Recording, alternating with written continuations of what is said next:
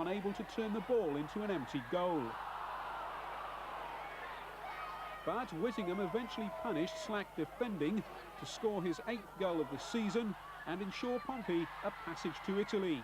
Final score, Portsmouth 1, Millwall 1. A rare chance to see some Anglo-Italian action, but for the fans the real stuff was the league. Pompey now with 10 points from 8 matches in a month that saw the departure of Martin Cool to Derby. A waterlogged pitch made conditions extremely difficult and Pompey fell behind in the 17th minute. But a puddle helped them equalise, Warren Aspinall picking up the loose ball to provide Guy Whittingham with a chance to pick his spot. Against the run of play, Portsmouth took the lead, Whittingham the provider this time for Colin Clark to score at the near post. The conditions were proving farcical, with players struggling to keep their feet. And within a minute, Whittingham got his second to put Portsmouth 3-1 up with just 38 minutes gone. In the second half, that man Whittingham got his hat-trick as Pompey emphatically claimed their first away win of the season. Final score, Luton 1, Portsmouth 4. Portsmouth were put under early pressure, but Swindon's Martin Ling squandered 2 chances. The first sailed over the bar. Then, in the 11th minute, his shot was blocked by Warren Neal. In the 24th minute, Portsmouth took the lead and inevitably Guy Whittingham played a part. The First Division's leading scorer was denied by the keeper, but Alan McLaughlin, a former Swindon player, pounced on the rebound. 1-0 Pompey. Colin Clark wasted a good chance to put his side further ahead. But moments later, Whittingham made no mistake, increasing his goal tally to 14 this season. Mark Chamberlain provided the cross for Whittingham's brilliant diving header.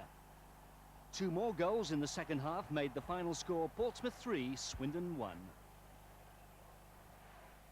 Portsmouth were nearly punished for slack defending in the 3rd minute when Steve Bull was allowed a free header at goal that just missed the mark. Pompey, though, soon gathered their composure and laid siege to the Wolves' goal. Colin Clark should have done better with this effort. 2 minutes later, Clark combined with Warren Neal, who ghosted past the Wolves' defence but couldn't beat the goalkeeper. It was all one-way traffic, and Pompey were unlucky in the 29th minute when Mark Chamberlain's cross was nodded back into the middle by Clark, and Guy Whittingham's follow-up hit the bar with suspicion of handball from the rebound. But all Portsmouth's pressure paid off 4 minutes later, when Whittingham beat defender Kevin Ashley to the ball and scored his 15th goal of the season. Whittingham then turned provider for Clark, who had a clear shot at goal, but couldn't put Pompey further ahead. As half-time approached, Wolves went in search of the equaliser. Gavin Maguire first came to the rescue, then Alan Knight. After the interval, a far more confident home side made it honours even. Alan Knight unable to stop Tony Birch's 67th minute strike. Final score, Wolves 1, Portsmouth 1. Sunderland should have taken the lead after just 3 minutes, but Don Goodman wasted the chance by shooting against Alan Knight's legs. 4 minutes later, Goodman was in trouble for a bad foul on Mark Chamberlain. He was booked along with Warren Aspinall for retaliation. A free kick from Alan McLaughlin saw Pompey's Chris Burns header shave the post. And then Guy Whittingham went close on 33 minutes. His shot cleared off the line by a defender. But 3 minutes before half-time, Portsmouth took the lead. Burns' corner not cleared, and Whittingham forced the ball over the line, his 16th goal of the season. And with the last kick of the half, it was 2-0 as Burns headed in Chamberlain's corner, his first goal of the season. No goals in the second half. Final score, Portsmouth 2, Sunderland 0. The Portsmouth defence was at fault for Grimsby's first goal 12 minutes before half-time. Dave Gilbert left unmarked to beat Alan Knight. The decisive second goal came 15 minutes from the end. Tony Reese's clever back heel, John McDermott did the rest. And 4 minutes later, Pompey's defence was again caught ball-watching as Reese scored with a spectacular volley. Final score, Grimsby 3, Portsmouth 0. But a much better month for Pompey, despite that defeat at Grimsby. 20 points now from 13 matches played, 11th in the league. And it was a great month for Guy Whittingham.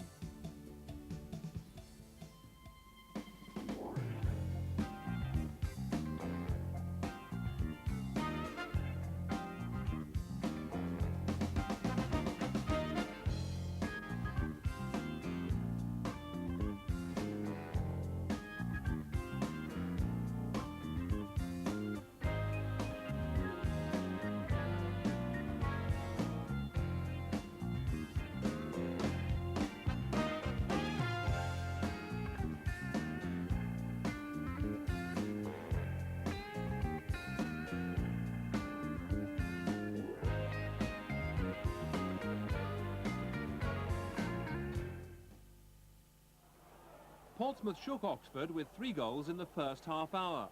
A splendid header from Alan McLaughlin.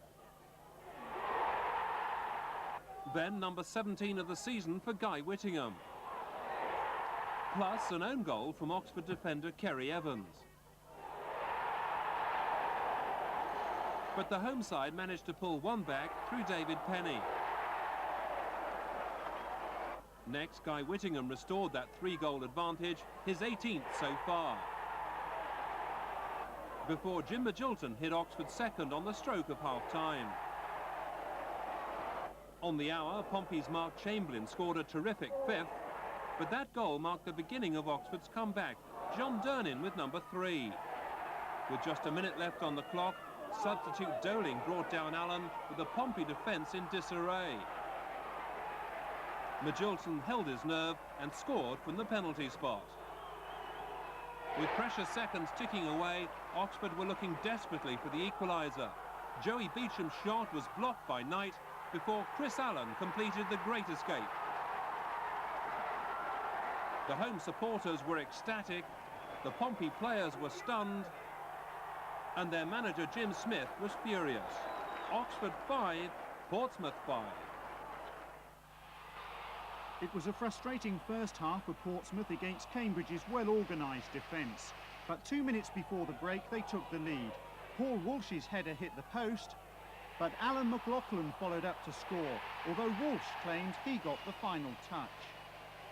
In the second half, Cambridge were reduced to 10 men after Mike Norbury's wild kick at Andy Orford. The red card for his second bookable offence. Guy Whittingham then continued his excellent scoring record, heading in across from Walsh for his 19th of the season.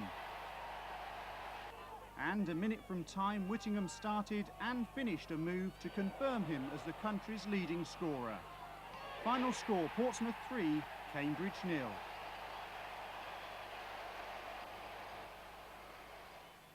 It was goalless at Vicarage Road, although there were chances for both teams. Guy Whittingham coming very close on this occasion, just past the post, and he had an even better opportunity later on, but hit straight at the keeper. But try as they might, on a frustrating afternoon, Pompey couldn't get the ball in the net, and it was Watford who in the dying moments almost scored as Knight scrambled the ball away. 0-0. It was Whittingham who came close to opening the scoring on 13 minutes. From Mark Chamberlain's cross, his header was pushed onto the post by Eric Nixon. But on the half hour, Alan McLaughlin finished off a delightful move between Warren Neal and Paul Walsh to put Pompey ahead. His 6th goal of the season. It might have been 2, but Kit Simons was penalised for fouling the keeper before Whittingham scored. But 4 minutes before half-time, Paul Walsh beat 3 defenders and found Whittingham, who scored goal number 21. 3 minutes later, Chamberlain was the architect for the 3rd goal, his cross finding Walsh at the near post. And it might have been 4 in injury time. Whittingham, of all people, missed kicking with the goal at his mercy. In the second half, Ray Daniel added